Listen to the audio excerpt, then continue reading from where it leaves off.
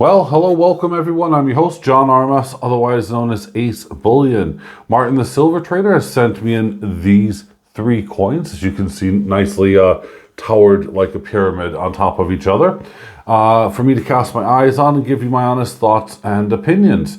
That I will. And if you do want one of these, or two, or all of these, I guess, head on over to the link that's down below, or directly to Martin's website, thesilvertrader.uk. You'll also find a link if you click on that more button. Besides Martin's website, you'll see AceBullion.com, which is my personal hand-poured website, and you'll see the Precious Metal Forum. You'll also see, of course, all the channel sponsors, which I thank greatly. Now, without further ado, let's find out what these things are all about. And I'll give you a little treat. So, yeah. Stay tuned to the end. Here we go.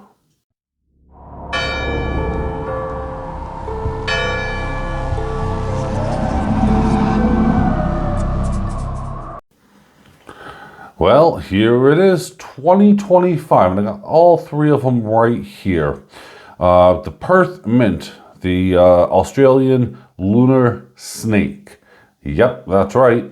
So, I'm going to put these aside for a sec, and we're going to start off, I guess, with the largest one, because of course that right there is going to be the biggest out of them all, as you can clearly see as I do it like this.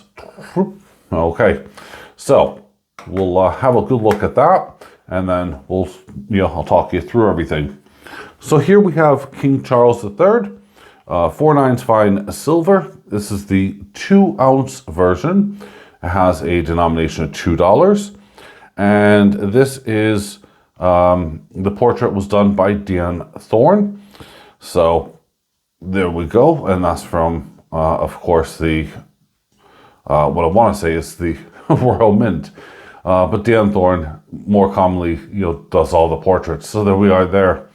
And this is superb. I love it. Sadly, I'm not collecting the 2-ounce rounds. I mean, these things are nice and, chunky. I love them. I do, I have to say. Don't know why, I just do.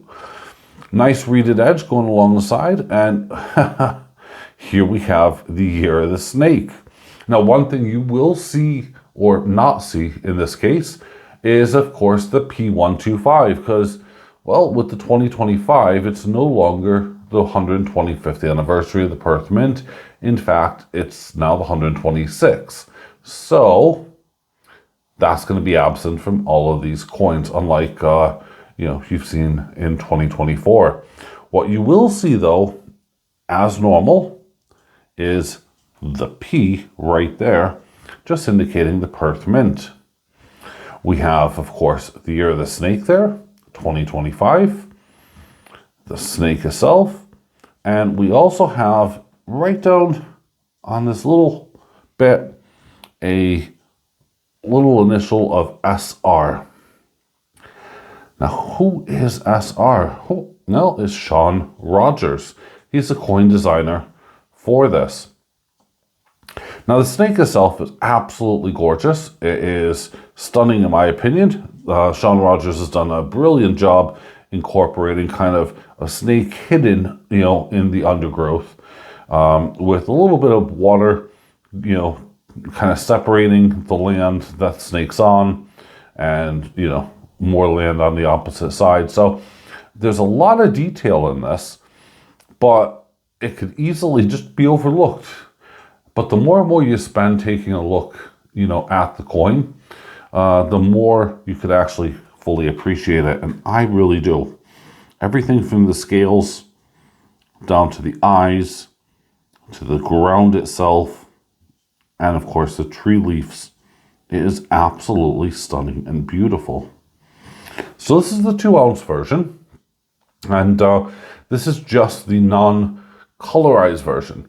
And I realized, of course, when these were coming out, I got really excited, as I normally do, because I was like, oh, I'm collecting these. And then I realized, no, I'm collecting the colorized versions. Oh, goodness me. I say that every single time that these come out. So usually colorized versions come out within about a month or two after. I'm going to have to wait. It might be a Christmas present for myself. Who knows? So this here, as I said, is the 2 ounce. Now, if we're going to move it on, we're going to move it to the 1 ounce, which will be there. You can see the difference. Nice, big, size difference. And what I do like, by the way, that the Perth Mint has done is that they haven't done, for the 2 ounce version, the traditional, I guess, 1 ounce diameter round, but then extra thick. They wanted to make it special, and they have. They've actually made it, just a much nicer coin. More surface area to work with, and it's brilliant. I still say this, I always want to get myself a 1 kilo coin, because I just want to see how amazing those details are on a kilo. Again, same design. This one now has, instead of $2, this has $1 denomination. Still the exact same thing of 4/9 fine silver, Diane Thorne, and Sean Rogers on this side. And again, it's just beautiful. You can still see all those details on the 1 ounce, and it is remarkable. So that is brilliant. But then, of course, we drop down from the 1 ounce version and we go to the 1/2 ounce version. Now, see, this is where my friend Austrian Stacker would have stopped, because he bought 2 of the 1 ounce versions, and then he went and he had to buy, of course, that 1/4 ounce gold version, which, well, good on him, because I'm a little bit jealous he's done that. I neglected the 1/4 ounces. I don't know why. I just did at the time. But I think he made the right move, and I made the wrong move in some respects. So I'm still happy with what I've done. So 1/2 ounce version is 50 cents. So we've dropped down again by half. 4/9 fine, same exact design, you name it. And yes, you can still see the coin very clearly. Note that I've not played with any of the magnification whatsoever. So this way you could tell the difference whilst you were taking a look at this. And I haven't, done anything, hokey pokey or whatever. So this is why it's just really cool to see, and something that I think is a lot of fun. So that there is the 1/2 ounce version. And we can quickly just put these back here like this, like so. And we'll get to see, well, let's see here. We get to see all 3 of them together, which I think is remarkable. Still without changing the magnification, of course. Now, this is number 6 in the series, which of course, I'm now going to change the magnification here. These were all the priors. So we had, of course, I'm just going to grab the small ones because they're easier to grab out at the moment. We had the little tiny mouse that first came out, the little mice, whatever. We had the cows. We had the tigers.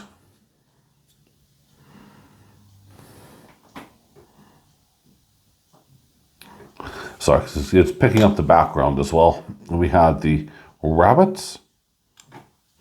And then, of course, most recently, you guys have seen this because there's lots of variants. We had the dragons.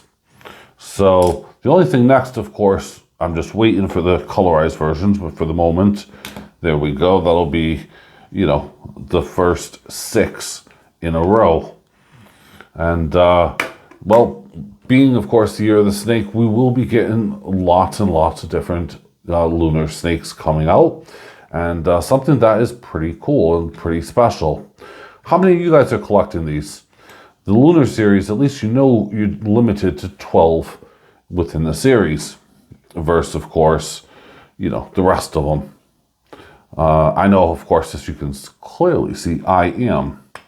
And if you are collecting them, what variants are you collecting? Are you collecting the normal 1 ounce or the 2 ounce maybe? I know the Silver Trader still has some going all the way back to the mouse, but only in the BU form, i.e.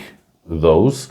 But then there's other things that are missing. And I do want to warn you because I have them in my collection of fakes. There are fakes out there. So there's fakes of the tiger and, you know, pretty much everything that you see, there's already fakes out there. So buy them from a reputable dealer for goodness sakes, because I just don't want anyone getting ripped off. And if you think that the fakes, you know, you could distinguish them just by looking at them, especially the colorized ones, you're going to be sadly wrong. I've proven that multiple times. But yeah, keep an eye out, buy them from a reputable dealer, and you're going to be happy.